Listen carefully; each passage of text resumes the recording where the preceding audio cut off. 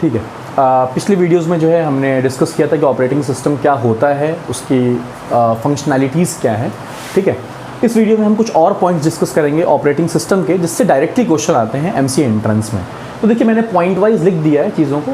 तो हम बताएं सबसे पहले एफिशिएंसी। तो efficiency of an operating system and overall performance of a computer system are usually measured in terms of its. यहाँ पे 3 टर्म्स मैंने लिखे हैं, उसे ध्यान देखिएगा। One is throughput, other is turn around time and last one is response time. इस पर क्वेश्चंस बहुत आते हैं, ये क्या होता है बेसिकली। तो आपको तो एक चीज़ ये याद रखनी है कि एफिशिएंसी ऑपरेटिंग सिस्टम की डिसाइड करती है थ्रूपुट, टर्न अराउंड टाइम और रिस्पॉन्स टाइम।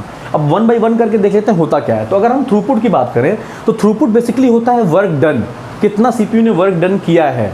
तो throughput is the work done by the CPU. और वर्क डन कैसे फाइंड करते हैं? And it is the number of process that is jobs executed पर second.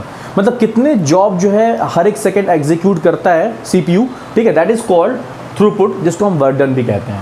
Next term is turn around time. Turn around time sir क्या होता है? तो turn around time is the time interval. ये वो टाइम इंटरवल है जब हम किसी प्रोसेस को सबमिट करते हैं, ठीक है, और जब तक वो कंप्लीट नहीं हो जाता है। उसी चीज़ पे यहाँ लिखा है, it is the time interval from the time of submission of a process to the time of completion of a process. तो ये बहुत ही सिंपल है, आपको एक बार पढ़ना है, डायरेक्टली क्वेश्चन आते हैं।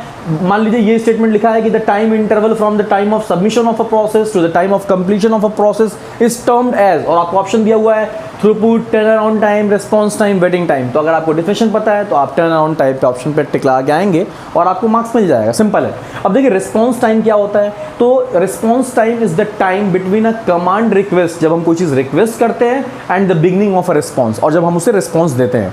मतलब हमने कुछ रिक्वेस्ट किया, तो जब हमें पहला जो है उसका रिस्पॉन्स मिला, मतलब हमें सर्व किया गया कि हाँ अब हम काम कर सकते हैं, तो that is called a response time. उसके बाद देखिए कुछ टर्म्स और हैं, जैसे वेटिंग टाइम। तो वेटिंग टाइम क्या होता है? Waiting time is the time a process waits in ready state. ठीक है, रेडी स्टेट मतलब अभी हम नेक्स्ट वीडियो में हम डिस्कस करेंगे कि प्रोसेस के कितने स्टेट होते हैं। ठीक है, तो वहाँ पे आप समझेंगे। तो यहाँ पे बस याद रखिए आप कि जब प्रोसेस वेट करता है रेडी स्टेट में जाने के लिए, तो उसको हम वेटिंग टाइम कहते हैं। ठीक है, अब देखिए कुछ टर्म और हैं जो हमें समझना है। यूनी प्रोग्रामिंग क्या होता है, मल्टी प्रोग्रामिंग क्या होता है, मल्टीटास्किंग क्या होता है, मल्टी थ्रेडिंग क्या होता है। तो देखिए यूनी प्रोग्रामिंग में क्या होता है, नाम से ही समझ में आ रहा है, जब हम एक प्रोग्राम को एग्जीक्यूट करते हैं तो वो यूनी प्रोग्रामिंग है किसी भी चीज़ को। ठीक है, अब देखिए मल्टी प्रोग्रामिंग। तो मल्टी प्रोग्रामिंग को समझने से पहले हम समझ लेते हैं कि मल्टीटास्किंग क्या है। ठीक है, तो मल्टी प्रोग्रामिंग समझने में हमें आसानी होगी।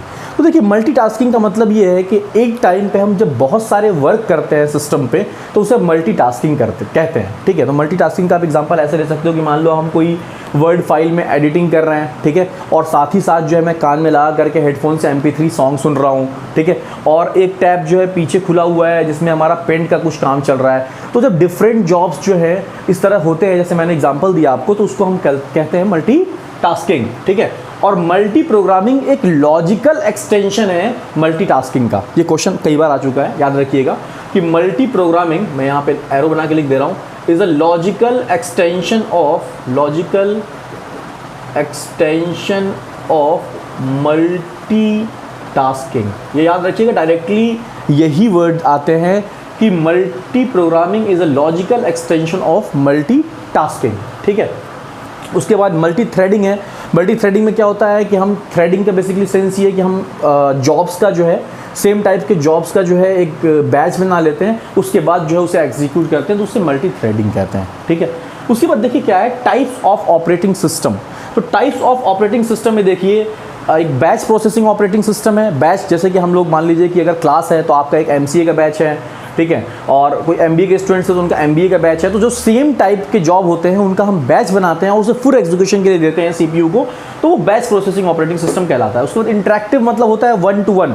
हमने तुरंत इंटरेक्टिव वे का मतलब ये है कि रियल टाइम, मतलब हमने कुछ रिक्वेस्ट किया और तुरंत जो है वहाँ से रिस्पॉन्स आ गया, दैट इज इंटरेक्टिव।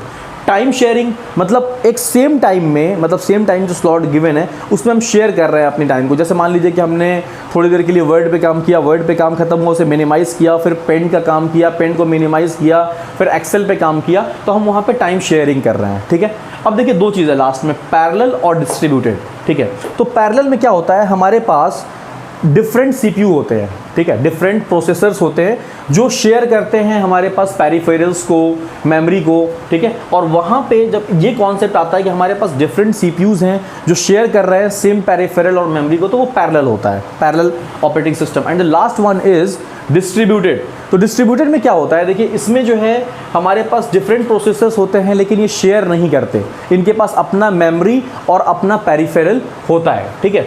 बाकी इसके अलावा कुछ पॉइंट्स और हैं ऑपरेटिंग सिस्टम में, हम जब डिस्कस करेंगे नेक्स्ट वीडियो में, ठीक है। इसके लिए थैंक यू।